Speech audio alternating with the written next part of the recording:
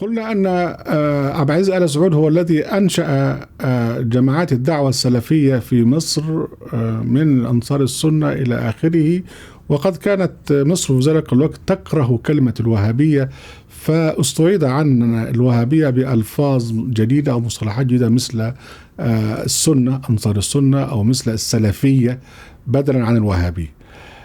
ثم أنشأ عبد العزيز آل سعود حركة الإخوان المسلمين، وعرفنا كيف تطورت هذه الحركة. ثم انتهت هذه الحركة في عهد عبد الناصر بالاضطهاد الناصري، فرجع أو هاجر كثير من أعمدتها إلى السعودية بالمخالفة إلى سياسة عبد العزيز آل سعود الذي كان يمنع وجود الإخواني أو العمل السياسي داخل مملكته. حقيقة الأمر بقى أن وجود الإخوان داخل المملكة السعودية كان مثيرا للقلق، بسبب أن الإخوان المسلمين تربوا في مصر الليبرالية من سنة 1923 إلى سنة 1952، عاشوا في عصر ليبرالي. الحكم المصري ليست فيه قسوة وشدة وغلظة الحكم السعودي. أهم من هذا أن الحكم السعودي يعتبر أنهم ورثوا وأقاموا السلطة بحد السيف، فيعتبرون أنفسهم، الأسرة السعودية تعتبر نفسها هي مصدر السلطة، بينما يعتبر الإخوان المسلمين أن مصدر السلطة هو الدعوة الوهابية. وبالتالي فلا بد أن يكون علماء الوهابية بما فيهم علماء الإخوان المسلمين لابد أن يكونوا شركاء في السلطة. فبسبب اختلاف وجهات النظر هذه، وبسبب المطامع السياسية الطبيعية لحركة الإخوان المسلمين ورغبتها في المشاركة في الحكم، حدثت قلاقل، خصوصا وأن الإخوان لم يكتفوا بمجرد الإقامة، وإنما بدأوا في الحديث هنا وهناك، فتكونت بعض انتقادات في داخل أطياف المثقفين السعوديين السنيين الحنابلة الوهابية. وفي النهاية أثمر هذا عن قيام حركة المعارضة داخل الوهابية السعودية التي تزعمها صفر الحوالي والآخرين، لا أتذكر الأسماء الآن، لكن هم الذين فيما بعد حركة الصحوة والمسعري والفقيه، هم الذين أثمروا فيما بعد الشيخ أسامة بن لادن. فالمعارضة السعودية التي موجودة بصمة الإخواني خلفها. من أجل هذا كان هناك عدم اتفاق بين الإخوان وبين الحكم السعودي، وشيء طبيعي لأن السياسة مبعثها الاختلاف والمصالح. لكن في مقابل عدم رضا السعوديين عن الإخوان، كان السعوديون ملتزمين بجماعات الدعوة التي ليست لها أجندة سياسية، سواء كان دعاة مستقلين في داخل المملكة أو دعاة رسميين من أتباع الشيخ بن باز والشيخ ابن عثيمين والشيخ ابن جبرين إلى آخره.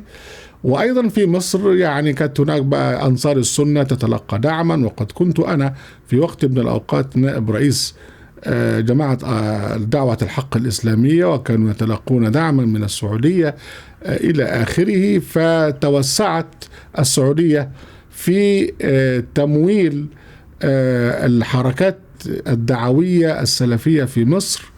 ونأتي بقى إلى حسني مبارك، وقد تعلم هذا الدرس من السعودية، بمعنى أنه ضد الإخوان، لأن الإخوان لهم مطالب مثيري مشاكل بالنسبة له، لكنه مع الدعاة السلفيين.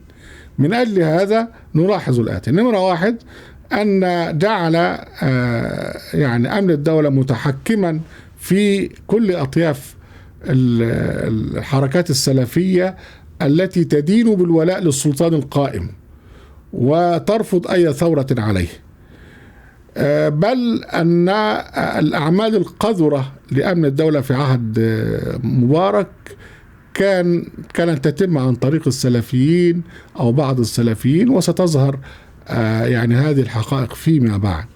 بل أكثر من هذا، أن يعني من قبض عليهم من الجهاد والجماعات الإسلامية ووضعوا في السجون جرى ضغط عليهم لكي يتركوا الأجندة السياسية ويرجعوا إلى الدعوة السلفية ويكونوا دعاة سلفيين. وهذا بقى ما جرى يعني من مجالسات للمراجعات الفكرية إلى آخره. أكثر من هذا اضطهاد أهل القرآن، ما يسمون بالقرآنيين، اضطهدنا.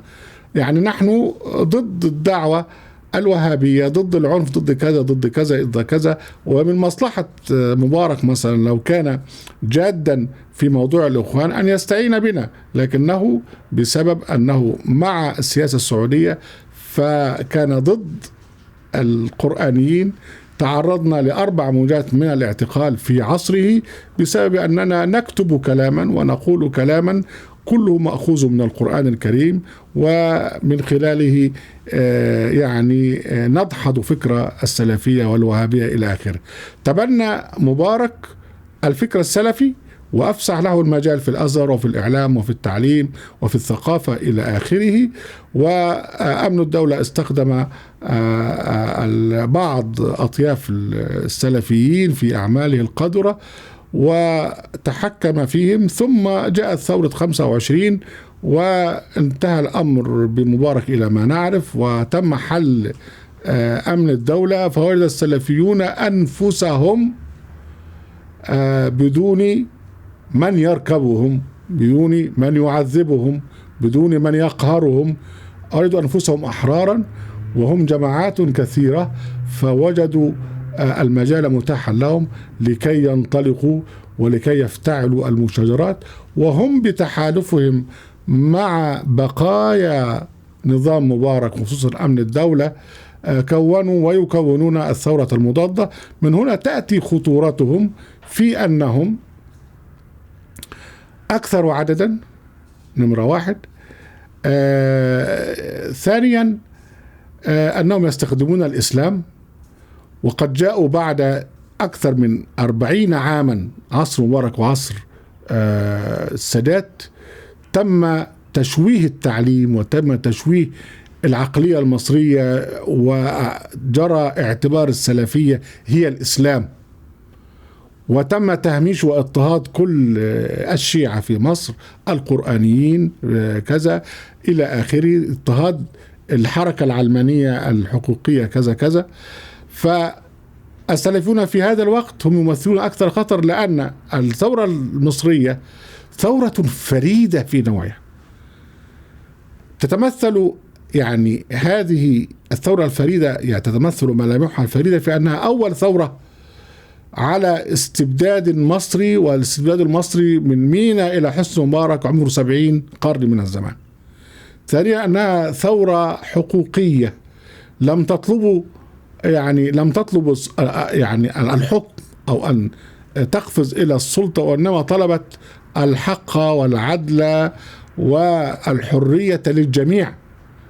ثالثا أنها ثورة سلمية تحملت فيها جموع الشعب المصري القتلى والجرحى إلى آخره من عسف بوليس مبارك إلى أن انتصرت.